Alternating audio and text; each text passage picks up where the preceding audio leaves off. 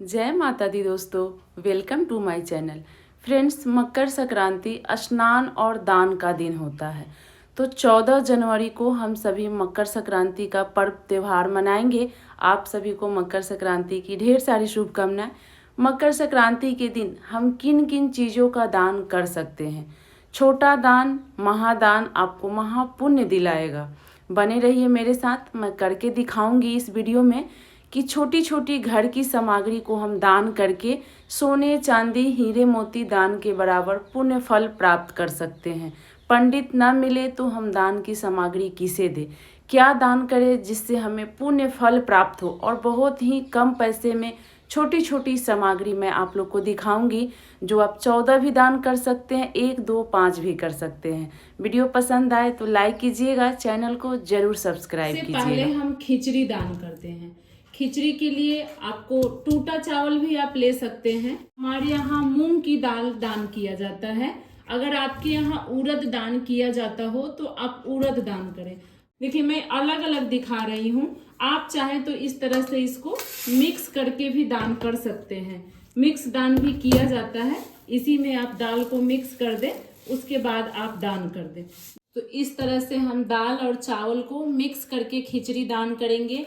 और जब आप खिचड़ी दान कर रहे हैं तो साथ साथ आप हल्दी भी दान करें और नमक भी दान करें। देखिए, जो भी हम खिचड़ी में अपने घर में डालते हैं, जैसे सीजन का जो सब्जी होता है, हम गाजर डालते हैं, मटर डालते हैं, गोभी डालते हैं, आलू डालते हैं, हल्दी नमक, ये सारी सामग्री डालकर हम खिचड़ी बनाते हैं। और खिचड़ी बिना घी का कंप्लीट नहीं होता, पूरा नहीं होता। तो खिचड़ी के साथ आप घी का भी दान करें। तो ये सारी सामग्री हमें खिचड़ी के साथ रखकर दान करना चाहिए। जो भी दान हम कर रहे हैं खिचड़ी के दिन, उसके साथ कुछ पैसे का भी दान करना चाहिए। और देखिए, खिचड़ी में लोग पैसे को गुप्त दान भी करते हैं, या गुड़ का भी गुप्त दान किया जाता है। तो गुप्त दान आप किस प्रकार करेंगे? खिचड़ी के अंदर आप इस तरह से पैसे रख के आप दे रहे हैं, उसको बिना बताए इस तरह से छुपाकर जो हम दान करते हैं, उसी को हम गुप्त दान कहते हैं। तो इस तरह से आप ढक कर दे दे, बिना ब्राह्मण को, बिना किसी को बताए, ये गुप्त दान होता है।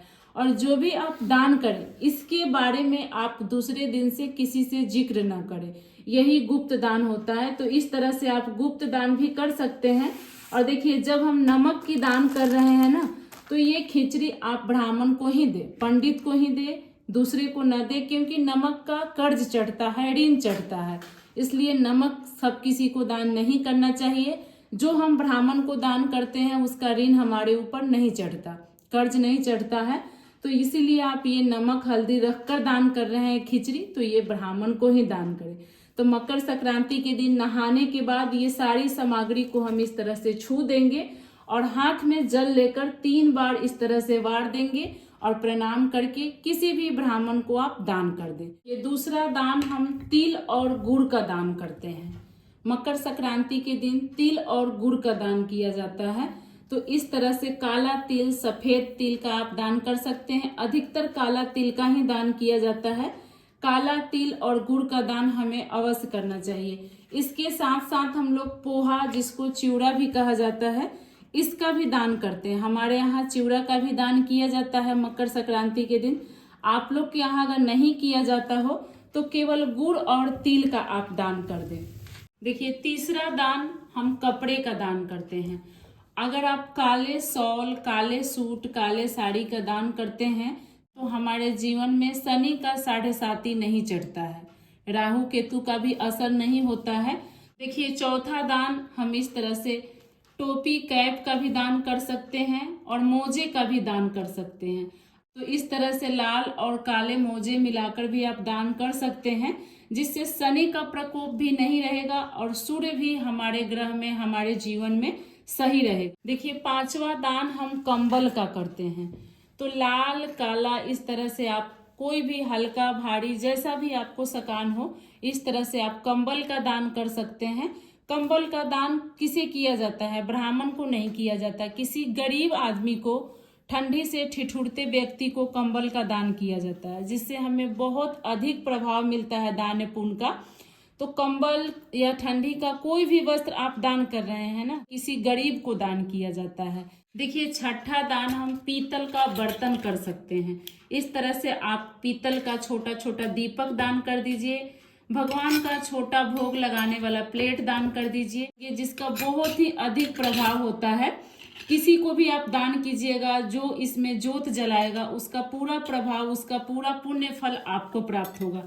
तो इस तरह से भगवान की भोग की प्लेट भी हम दान कर सकते हैं और दीपक भी दान कर सकते हैं। दान हम धूप दीपक बाती का कर सकते हैं। आप इस तरह से तिल का छोटा छोटा तेल का डब्बा आता है, तिल का तेल भी आप दान कर सकते हैं। घी का भी हम दान करते हैं। इस तरह से धूप का भी हम दान कर सकते हैं। अगरबत्ती, कपूर, माचिस, बाती सबका दान करते हैं। बाती और माचिस जरूर दान करना चाहिए, साथ में कपूर। कपूर जहाँ भी प्रज्वलित होता है उसका पुण्य फल आपको प्राप्त होगा, जो भी दान करेगा उसको। तो इस तरह से कपूर का छोटा छोटा डब्बा भी हम 14 के संख्या में लेकर दान कर सकते हैं। प्रसाद का दान, भोग का दान हम कर सकते हैं। इस तरह से छोटा छोटा भी आप मिश्री के दाने का पैकेट लेकर, ये पंचमेवा जो ड्राई फ्रूट का पंचमेवा आता है, ये भी आप दान कर सकते हैं। इसमें आप 21-51 रुपए रखकर भोग का दान आप किसी मंदिर में कर सकते हैं। बहुत लोग बोलते हैं हमारे पास ब्राह्मण पंडित नहीं मिलते हैं, तो इस तरह से आप मकर संक्रांति के दिन छोटे छोटे इस तरह से मिश्री का पैकेट ले लीजिए या काजू किशमिश का पैकेट लेकर के आप 14 की संख्या में, 2, 4, 5 की संख्या में दान करके किसी भी जाकर मंदिर में आप दे देंगे, भगवान को भोग लगेगा तो इसका पुण्य फल आपको प्राप्त होगा। 14 दान में से एक दान नारियल का भी माना जाता है, श्रीफल, जिसका दान हमें अवश्य करना चाहिए अपने जिंदगी में। अगर आप कभी मकर संक्रांति पे दान नहीं किए, पहली बार दान कर रहे हैं, तो सबसे पहले आपको खिचड़ी के साथ एक श्रीफल का दान करना चाहिए। 14 की संख्या में भी कर सकते हैं और 1 की संख्या में भी कर सकते हैं। कभी दान नहीं किए हैं, पहली बार कर रहे हैं, तो इस तरह से गोले वाली नारियल ले ले, आप पानी वाली नारियल ले ले। नारियल का दान हमें करने से अगले जन्म में अच्छे सुख सौभाग्य की प्राप्ति होती है, अच्छा रंग रूप की प्राप्ति होता है। ये अगला दान हम सप्त धान, 7 तरह की अनाज का दान करते हैं। ये भी दान बहुत अच्छा दान होता है। जो सीजन का अनाज होता है और कच्चे अनाज की हम दान करते हैं। जैसे 2 दाल वाली अनाज की दान नहीं किया जाता है, धान में आप सबसे पहले मूंग की दान करें। हरी मूंग का दान मोती के बराबर होता है, तो सप्त धान में हमें मूंग का दान करना चाहिए। दूसरा हो गया गेहूं, जिससे आटा बनता है, तो गेहूं का दान भी बहुत भारी दान माना जाता है। तो मैं थोड़ा थोड़ा आपको दिखा रही हूँ, आप अपने हिसाब से ज्यादा भी कर सकते हैं, कम भी कर सकते हैं।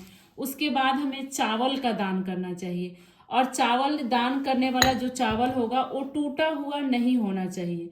जो पूजा का हम चावल लेते हैं वैसा खड़ा चावल हमें चाहिए, टूटा हुआ चावल नहीं होना चाहिए। तो धान में हमें जौ का दान जरूर करना चाहिए। जौ ऐसा अनाज है जो पृथ्वी पर पहली बार हुआ था, और जौ सोने के बराबर होता है। जितना भी हम जौ दान करते हैं ये सोने के बराबर तौला जाता है भगवान के पास। जौ को ज्यादा भी दान कर सकते हैं, जैसे 1.25 किलो, 5.25 किलो, अपने हिसाब से जौ का दान आप कर सकते हैं। ये सोना के बराबर होता है, और मूंग को मोती के बराबर माना जाता है। उसके बाद देखिए, ये उजला छोला, मैं आपको उजला चना छोला दिखा रही हूँ। इसके जगह पे आप दूसरा अनाज भी ले सकते हैं, बाजरा भी ले सकते हैं, कोई भी मक्का भी ले सकते हैं, काला चना, जो भी मेरे पास अभी था वही मैं आप लोग को दिखा रही हूँ। इसके बदले आप दूसरा अनाज भी ले सकते हैं। और काला तिल हमें जरूर दान करना चाहिए। सप्त धान अगर हम दान कर रहे हैं, इसमें काला तिल जरूर होना चाहिए। काला तिल का ही सबसे बड़ा महत्व होता है मकर संक्रांति के दिन। तो सप्त अनाज अगर आप दान कर रहे हैं, सप्त धान, तो सबसे पहले जौ, मूंग, गेहूं, चावल और तिल, और ये चने के बदले आप दूसरी अनाज भी ले सकते हैं सप्त धान में। उसके बाद है श्रृंगार की सामग्री। श्रृंगार की भी सामग्री आप 14 की संख्या में दान कर सकते हैं, नहीं तो इस तरह से 14 की संख्या में आप प्लेट बनाकर श्रृंगार की सामग्री की दान कर सकते हैं। नहीं तो अलता, चूड़ी, बिंदी, सिंदूर, या एक मेहंदी हो गया, या फिर नेल पॉलिश हो गया, लिपस्टिक हो गया, कुछ भी श्रृंगार की सामग्री आप 1 की संख्या में भी दान कर सकते हैं। और इस तरह से आप टोकरी बना लीजिए, प्लेट बना लीजिए, 14 की संख्या में श्रृंगार की सामग्री रखकर आप दान कर दीजिए। नहीं तो इस तरह से आप चूड़ी के डब्बे भी 14 महिलाओं को, 14 सुहागिन महिलाओं को आप दान कर सकते हैं। नहीं तो आजकल लोग सिंगल कड़ा पहनते हैं, तो सिंगल कड़ा भी आप दान कर सकते हैं, अपनी सामर्थ्य के अनुसार है, लेकिन श्रृंगार की सामग्री हमें जरूर दान करना चाहिए। फ्रेंड्स, आप लोग को वीडियो कैसा लग रहा है कमेंट करके जरूर बताइएगा। और आप लोग से एक छोटी सी रिक्वेस्ट है, वीडियो पसंद आए तो चैनल को जरूर सब्सक्राइब कीजिएगा।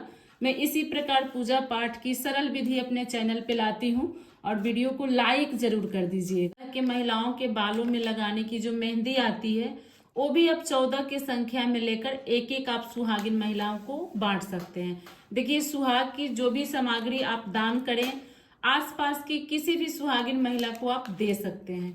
तो इस तरह से कुछ भी हम 14 की संख्या में इसमें से बांट सकते हैं। देखिए, इस तरह से आप टॉफी का पैकेट, बिस्किट का पैकेट भी बच्चों को बांट सकते हैं। इस तरह से बच्चों के जो खेलने वाली छोटी छोटी डॉल आती है, ये भी 14 की संख्या में लेकर आप दान कर सकते हैं। जो लोग बोलते हैं कि हमें पंडित नहीं मिलता हमारे पास दान देने के लिए, जैसे बिस्किट, टॉफी का पैकेट या बच्चों के खेलने वाले कार्टून, गुड्डे लेकर आप दान कर सकते हैं, और आसपास के किसी भी बच्चों को आप दे सकते हैं। बच्चे जितना इससे खुश होंगे, उसका पुण्य प्रताप हमें मिलेगा। तो इस तरह से छोटी छोटी सामग्री भी आप बच्चों को दान कर सकते हैं। देखिए, अगला इस तरह से हम बच्चों के पढ़ने वाली नोटबुक ले सकते हैं, उसके साथ पेन पेंसिल लेकर भी हम दान करके, इसको छूकर, पानी से अमचकर हम बच्चों में बांट सकते हैं। अगर आपके आसपास पंडित नहीं मिलते हैं तो इस तरह से आप नोटबुक ले लीजिए, नया नोटबुक, पेंसिल का पैकेट, पेन बहुत सारा लेकर 14 की संख्या में इस तरह से आप पेन पेंसिल भी ले लीजिए, और उस दिन दान करके बच्चों में बांट दीजिए। देखिए, अगला दान फ्रेंड्स, इस तरह से भगवान की प्रतिमा भी आप दान कर सकते हैं। शोपीस भी आता है, इस तरह की गणेश भगवान की या किसी भी भगवान की, माता जी की कैलेंडर भी आप दान कर सकते हैं, छोटी छोटी प्रतिमा भी दान कर सकते हैं। तो इस तरह से थोड़ा ज्यादा आप पैसा भी दान कर सकते हैं। तो ये छोटी छोटी में 14 सामग्री की दान आपको बताई। आपको कैसा लगा कमेंट करके जरूर बताइएगा। इस मकर संक्रांति आप कौन सा दान कर रहे हैं जरूर शेयर कीजिएगा। वीडियो अच्छी लगी हो तो एक लाइक कर दीजिएगा। आगे की वीडियो देखने के लिए मेरे चैनल को सब्सक्राइब